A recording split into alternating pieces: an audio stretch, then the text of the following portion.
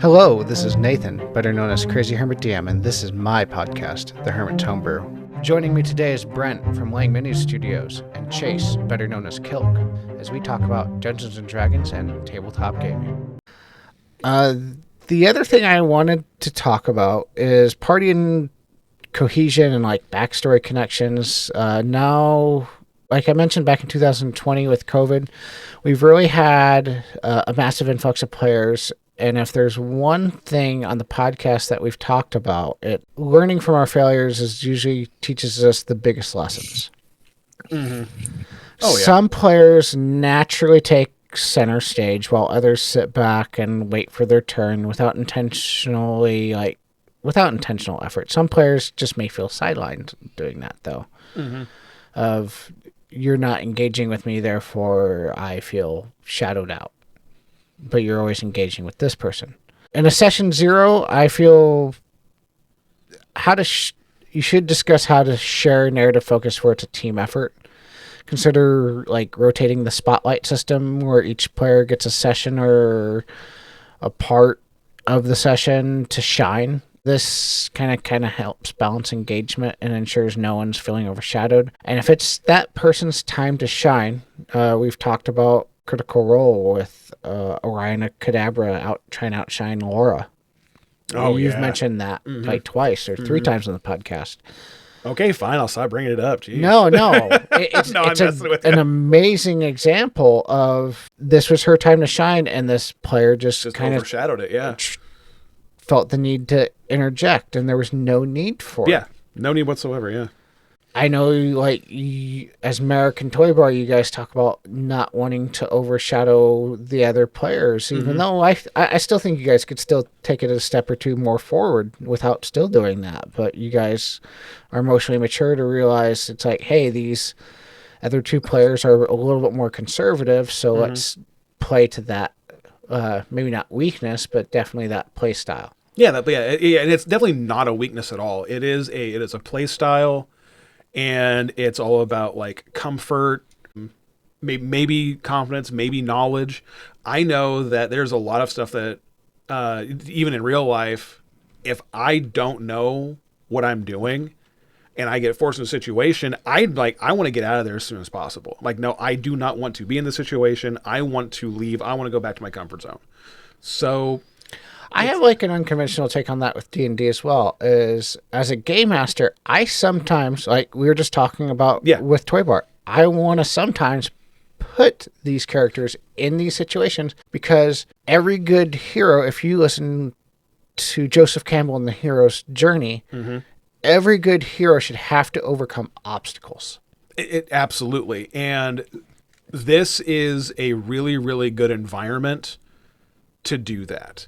To where you can put your players in uncomfortable situations, into the unknown, and this is a really good space to do that because there's no long-term consequences. This is not to use the term, but this is a safe space to where, okay, cool, everyone here is on the same page. Hopefully everyone here respects one another. This is an opportunity to kind of flex those muscles, mentally or emotionally, to where we can explore these things that maybe we're not necessarily comfortable with in an environment that we know isn't going to carry on into our personal or professional lives outside of this room. And I feel like you and me, Chase, were talking about it a couple of days ago, just that polarized feeling among the community of there's some players that obviously are so socially inept that they put other people into these very uncomfortable situations, but there's other people that like to stay in their bubble. They like to stay in this comfort zone, even, when they're playing a character, when they feel like they're getting challenged or pulled out of that introvert bubble, maybe they feel like this is a hard veil or line that's being crossed just because this makes them uncomfortable. That should be respected, but at the same time, you're playing a hero that's supposed to be doing heroic things traditionally. Yeah. You can't be a hero if nothing bad is happening. Luke Skywalker would have not left the farm if Uncle Owen and Aunt Brew hadn't died. That would have been an interesting point. You bring that up. there were some lines of dialogue in there about Luke wanting to go to the Imperial Academy. Yep. And that's the whole thing of like, no, you can go next year after I get some people hired on. You can go next year. Go in that alternate universe. What if R2-D2 and C-3PO didn't land on Tatooine? What if it would have went somewhere else? What if Uncle Owen and Aunt Beru wouldn't have died and they got the help they needed and Luke went to the Imperial Academy that next year? What if Luke joined the Empire? Yeah. I'd be down, with following that story. But listen, Disney, Marvel's doing those what if cartoon stories. You should be following up. Marvel animated can do what that, ifs though. with Star Wars. Yes, They can do that with Star Wars. Come on. Oh God, yes. To be fair, Marvel can do that though because they can just claim it's a different universe. Yeah. They can claim it's, Earth 753 or Earth 752. And then they could take advantage of that storyline wise when they bring, Captain America or Captain Britain Peggy Carter. Oh, and then when she takes off. And then then Captain America becomes Iron Man. Yes. Yeah, because Howard Stark makes the Mark I armor for him. Yeah. But even Disney could do that and just call it Dreams of the Force or something, or Threads of the Force, to where, oh, hey, it's a what if, but it doesn't have to be canon because there's a literal library of books that they non-canonized for reasons. So they could do it. With Dungeons and Dragons, though, and I realize maybe it's an older point of view or a more traditional point of view, and if you guys disagree, leave a comment. Just don't be adversarial about it or tell us that what we're saying is wrong, but explain it out to me. Leave that comment down below and explain it to me why it might be better for that player to stay in their bubble and not happen. In my opinion, I adhere to more the Joseph Campbell hero's journey. I believe there needs to be some sort of catalyst or some sort of obstacle, some sort of uncomfortable hill that a hero or a main character, maybe not a main character with D&D, but a character at the table needs to overcome. For instance, Toy Bar, ironically... Otherwise, you're playing a life sim. Exactly. I feel Toy Bar had that Luke Skywalker moment actually at the Mages College. He had the option to stay, and he was actually thinking about staying, but he didn't. He chose to continue pushing forward. He could have focused on the magic and stayed in with what he wanted to do, but he knew... Maybe you, even as character, said, well, then I have to dump my character. But at the same time, if you justify it through a character means it's like he knew what needed to be done, even if this isn't what he necessarily wants to do. Yeah, and I would have been fine dumping the character. I'm not one of those people that gets overly attached to their characters. But that was a difficult choice for me because we had given Toy Bar exactly what he wanted. And I feel that was a hill to climb for him. That was an obstacle that was maybe not, I ain't going to admit, it wasn't 100% intentional, but it was meant to, here's a shiny thing over here. I didn't think it would be... And if you give your players that type of agency, that's not a bad thing. Like, we had a conversation outside of the game on whether or not the character should legitimately stay. And that conversation happened multiple times before the next session. But it really comes down to, and I see this a lot when I'm kind of browsing the Reddits, is it's up to you as the pilot of your character to find a reason to want to be part of the party. Mm-hmm. The major... that is part of your job as a player. Yes. Brent can vouch for this because he's played long enough. It was back when me and him first started playing. It was a very cliche character trope and very annoying one. Was the lone wolf. The player that was an adventurer but didn't know why they were with the group or why they're adventuring, and I gotta do this better myself. Yeah, and it just like more people just drag me down. They slow me down. I can really go play. And you always had to figure out an own individual reason every single session. It felt like tailored to that character to get them to come along. Yeah, and to be a team player, to even be like invested. It's like why did you make this character? Why did you make this character that's been traveling with these people for 4 to 5 months and you don't care? Yeah, why are you here if you don't care? Or as the DM, you can be like, all right, well, your character can go off and do that. And do you have another character sheet written up? Yeah. And then see him get all, what? Like, yeah, no, your character is off just being edgelord, you know. You solved your character's story. And your character's that roll into it. And then, unfortunately, that's going to take a game master with experience to pull that move. That takes, and comfort.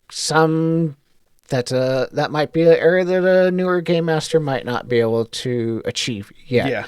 I admit, when I first started, I couldn't have said, well, roll a new character then. I would have went and bent over backwards to figure out 20 different ways in the same session of why you should. Spending hours online, how to involve lone wolf character, how to include this person. To the point to where now in my session zeros, just to save myself time, headache, and energy, I just write a character that wants to adventure. Write a character that wants to be here. Yeah, that's it.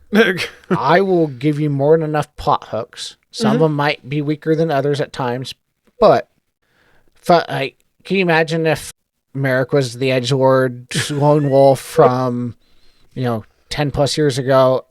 Your mom got thrown into another city, into another dimension. Do you want to save her? No. Yeah, why would I? Yeah, but my parents hate each other. Why would I I don't care about my parents' hair flop. Yeah, exactly. They didn't care enough about me when I was growing up, so why would I care about them now? Emo Merrick. Really? Oh my God, emo Merrick. Yes. I'm gonna go listen to My Chemical Romance more. Hey. Don't get me wrong. I love My Chemical Romance. That's why I brought them up. I love them. Black Parade, fantastic album. Yes. It's all good.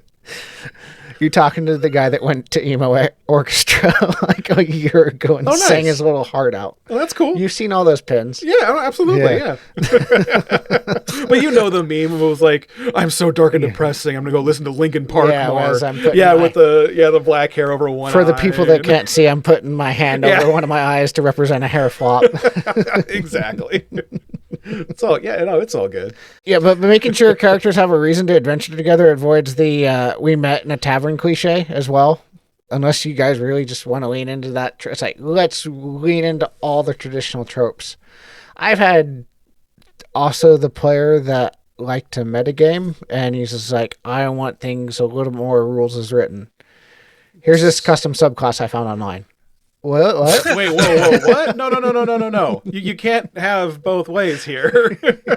If you can use online stuff, so can I. It was more, I want to know what monsters you're actually using. So I can fucking destroy everything. Yes.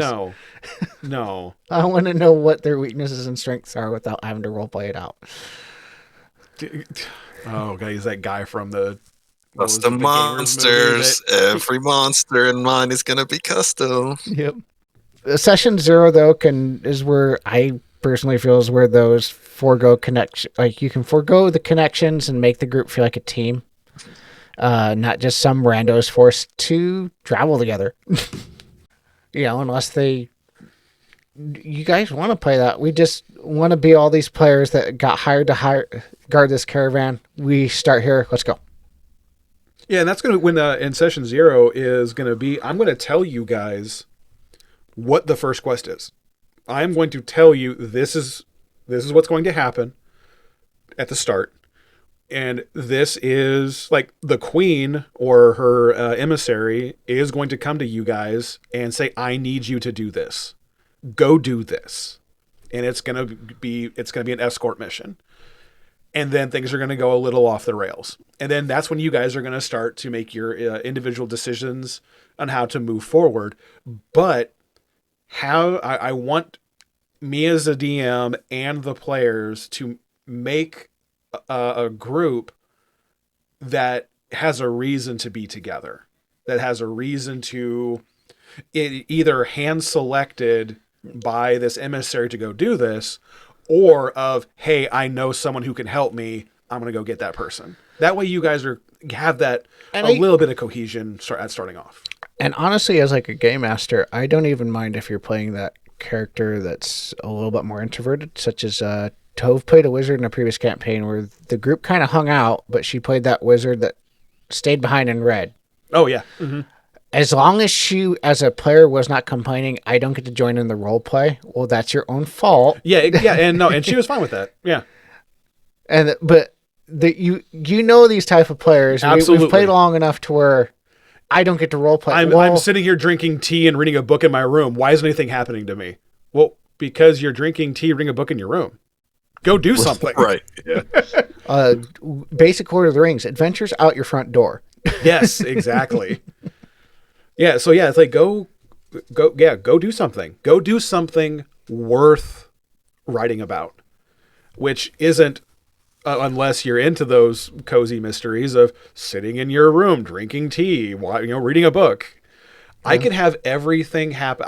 If you're doing that, I could have you like hear something out your window and you look out and you see a bandit or like, a hooded figure just mug somebody in a carriage. 2 blocks away, there's a giant fireball explosion. Yeah. If you don't go interact with that, okay, now what? This isn't real life where you're going to be looking at the fireball like, oh, what is that? I'm gonna call the police. Or I want to get on Twitter and like, hey, what was that? I don't know. No one else knows what's going on either. Police or Twitter is going to be going out your front end door and checking Yeah, exactly. that out. Yeah, go look. I could do that if you don't take the initiative to go, put yourself in there. Yeah.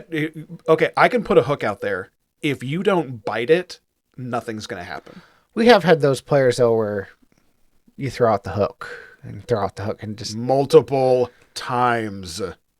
And sometimes that's just being a GM where Brent knows I've had to blatantly just club somebody over the head almost with a hook. Yeah. Boom. Blatant.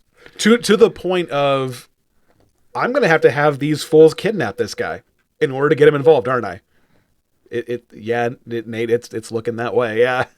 Oh God, they finally took the hook. Thank God. Oh, thank God. I guess I'll get up and go. Like, oh, yes. All right. You know what? Fine. They fireball your room because you were they've firebombed every other freaking building on this block to get you involved. I guess it's going to have to be in your face. Okay. I've also had like the reverse situation of, as a game master, I've seen 2 situations like if like a less experienced game master, this isn't such a session 0, this is more of a side tangent story, sorry, but the game master did not communicate to us, because there was no such thing as a session 0, so what his plan was. He wanted a cross-country adventure. And so he explained, you have to get to this part of the Sword Coast and go inland to like Cormyr, I think it was. Okay. Us being the people we are, all right, well, we're in Waterdeep. There's airships. Let's go charter one. Let's go. Let's go charter one and let's go. Yeah. That totally like threw him off because he'd planned an on-land cross-country thing. And instead of just saying, there are no airships available. That's all. That simple one-liner. Yeah. Or, sorry, the nobility has requisitioned our airships to go do something. Yeah. Sorry. Where you You going? gotta walk. Yeah. Or all of them together are chartered to go in other places of the world. Yeah. There's nothing. Yeah. So we can't. And then you'd have those. Well, we can't pay you double to go here. No, we're chartered to go here. Yeah. No, you don't understand. Someone with a lot more money than you has already booked it. Sorry. And you see those types of things happening in MMOs a lot. Yeah. Right. Yeah. Absolutely. They'll just be like, "Oh, there's an airship here, but it's down for maintenance right now." Yeah. We don't have. Yeah. We're. And that's why that is actually where I learned that trick is you're not so much saying no, you're just putting a corner of the wall there to loop them back around. Yeah, exactly. Just not right now. It's there, just not right now. Exactly. If you're in a small village and you want the players to stay in town a little bit longer because they haven't quite picked up on the hook that you want them to, and they want to go out and, in quotations, hunt wildlife or wolves to get pelts or whatever. Yeah. Oh, shoot. Caravan wagon lost its wheel. There's stuff all over the main gate. It's literally blocked. Town guard has everything blocked. Sorry, we have the gate, the town blocked off for about 6 hours till we clean this up. A horse went nuts, broke the axle of the wagon. We got cabbages everywhere. Oh, okay. Can't we just squeeze through? No, it's blocked off. Yeah. Cabbages everywhere, sir. Yeah, like, yeah, you could, but you know what? I'm not letting you because I said so. I'm the town guard. Go that way. Detour. But I could literally fit. I don't care. Detour. That happened to Merrick just a session or two Yeah, ago, exactly. like going to see his brother. He just didn't give up or like try and fight the guards or kill them. He just found a way around. Yeah, I could have probably bodied all those guards. Yeah, but, they're like CR2s. yeah, and I'm level 17. I could have just destroyed them, but I mean, I could have, and I also, like, looking back on it, I could have doubled down and I could have tried to intimidate them and, like, like double down on that. I'm the Makir of Onslaught. I'm not the captain anymore. I don't care if you like me anymore because I'm not coming back. So I could have done a lot of different things, but I'm just like, you know what? No, you're beneath me. Misty Step. This is so not worth my time. Misty Step 30 feet. I'm on the other side of the wall. Big freaking deal. I'm out of here. Screw you. Also, if you're a newer GM, make that cabbage scene a little bit wider than 30 feet because they'll just Misty Step through. Yeah, exactly. Yeah. It's 60 feet wide. Oh, damn it. Like, God. Exactly. Yeah. I was just making it. Misty Step is very handy in It is Baldur's actually. Gate 3. It is extremely handy. Yeah. It is Especially as a bonus extremely action. handy in Baldur's Gate 3. I feel like it's extremely handy anytime Period. because you can just poof 30 feet away and there's no way to stop it outside of Like anti-magic circle counterspell. or counterspell. Yeah. and who's blowing counterspell spell slot to stop a Misty Step that some classes get with the Fate Touch feat as a cantrip.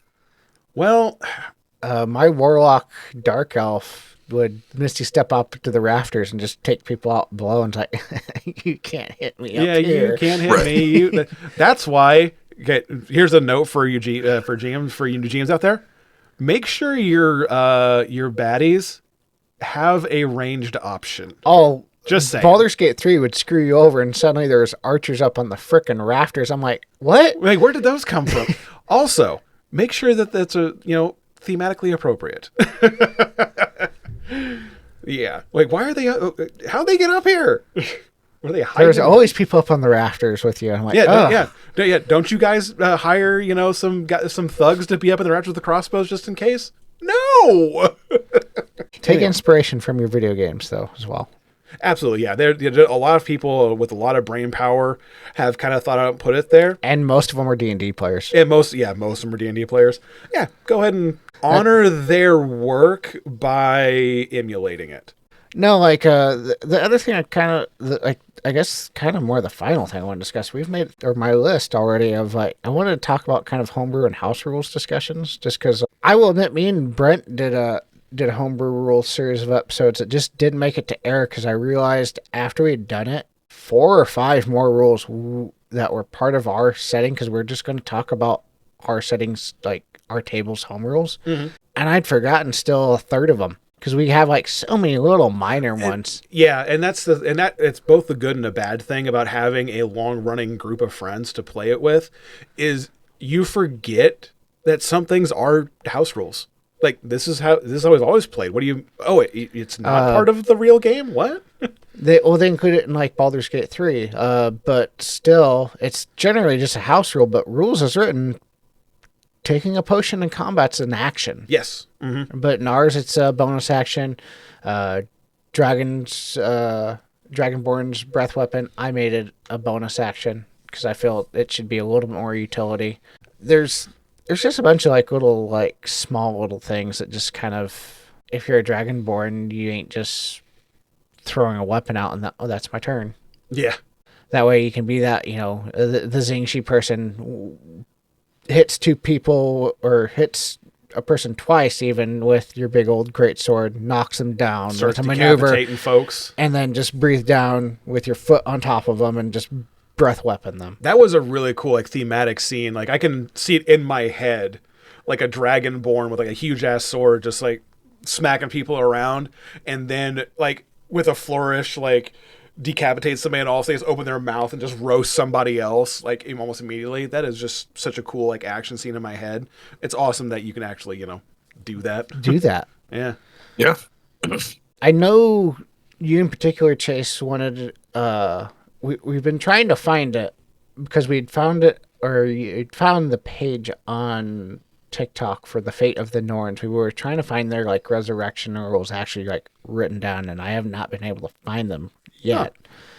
But just like you're talking about, I forget his name, where he talks about how in their world, in their setting where death is technically permanent. Yes. There is no resurrection because there is no resurrection or anything like that in the Norse mythology. The only way to get your character back is when your character dies, everybody will sit around when they can, and they will, for every heroic deed you do, you get a token, a rune, basically. You get a rune of Odin or something. Yeah. And when your character dies, there's a matching rune for each rune that you have, but it's in a big bag of runes. And when your character dies, I guess everybody tells a heroic story from your character. That's what it is. Everybody goes around the thing like celebrating your character and their death, and they tell a heroic story or something heroic that you did. And for every one that happens, the DM gives the character a rune. And then that character draws from the pile of runes, and if he gets one that matches, his character goes to Valhalla. And after 5 characters have gone to Valhalla, that player has the option to bring back one of them as Odin comes back and names one of them his Einhanders, and you can bring one of the characters back. So the player themselves has a giant pool of characters over all of the course of their campaigns, I believe, that are in Valhalla, as long as, they drew the right runes and such. And it's really cool because it has the party sit there and talk about all the really cool things that your character did while they were alive. Oh, I'm terrible. I would be like, I don't remember anything. I just brain farted. And that's fine, and it just keeps going around. So, maybe there was 15 stories and you have 15 different runes. It was a cool idea that only Odin but just really has like the power that player to bring. didn't have a story, like you just don't get a rune. Yeah, exactly. Yeah. Yeah. Huh. They didn't do, but it gives pretty much every character the ability to maybe come back at some point in the campaign. But it's a little in depth. I like it. I don't know how much I like just straight up having. I think the same thing should be able to be done for no matter where the character's soul goes. What do you mean? Like in that one, that only happens, so you can't bring that character back unless they go to Valhalla. Oh. Only Odin can bring them back as one of his chosen warriors to help him fight some battle or something, right? Yeah, I guess there's 3 people with ours technically, because we have it where Freya runs Vanaheim and not Freyr anymore, because Vanadis is just kind of like her partner, not her like romantic partner, but just her partner. And then we have Fulgnir or Odin running Valhalla just because it's still him. And then there's just Heal, and we had I did actually write in our campaign setting guide. It's like it's Heal. She doesn't want to be called by any names. She don't really care what you think. Yeah, she doesn't give it's Heal. She don't even care if she has followers, really. Right. I mean, the souls are her followers, basically. That's where she probably holds her power. Yeah. Plus, like, gods in our setting, their power is not dependent upon worship. They are just high-level people. Yeah, and it's very not to diminish the setting or anything, but it's very like Marvel-esque, to where in the first Thor movie, like they literally get told, like, look, the humans are modern now. It's not like we can go down there and throw a lightning bolt and they worship us. It's not like that anymore. To where it's like, yeah, like Thor had his power not because he was worshipped as a god. He just had his power.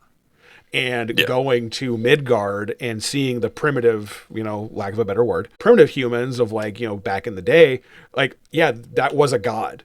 Now, when we have modern technology where we can fly and we have, modern firearms and, all of that, okay, yeah, you come down and you can fly. Okay, but that's not that big of a deal. We don't call it, that anymore. We don't call it divine anything. It's It's either unexplained aerial phenomenon or Yeah. it's It's okay, cool, whatever. It's like, yeah, but so yeah, I really kind of liked that to where I liken it to that, to where yeah, it's like okay, I'm a god. Well, okay, yeah, in the name. I would say, though, at least like with Dungeons and Dragons, and even in our setting, it's been explored, especially with Rama, like the celestial warlocks. Like as she's gained more power, Dalmanjarl has. So, in a sense, worshippers and cleric, as the more powerful they get, it's almost I guess a symbiotic or even parasitic relationship because. I'd say symbiotic. Because he is it's symbiotic because the more power they get, the more power he gets. Yeah, so it's not like he's just siphoning her and But at using the her same until she's time, dead. he's still going to always be powerful. So if the weaker they get, he isn't going to get weaker. It's a one-way power up. It's a one-way. It's a pyramid scheme. It's a one-way. It's a one-way power for him, but it's also not like he's siphoning it out of her. He gave her like a seed, and she is nurturing that seed. Yes, for selfish purposes. Not selfish, but by nurturing this seed, I get more power. He also gets more power, but it's not like it's hurting her to give him power. It's definitely It's a more, pyramid scheme almost. It's skewed to one side, yes, but it's not like she's being completely hung out to dry. Hey, tabletop gamers. Thank you for watching this episode of the Hermit's Homebrew. We come out with new episodes every Wednesday. Remember to like, subscribe, and share with your friends as we continue to level up and grow.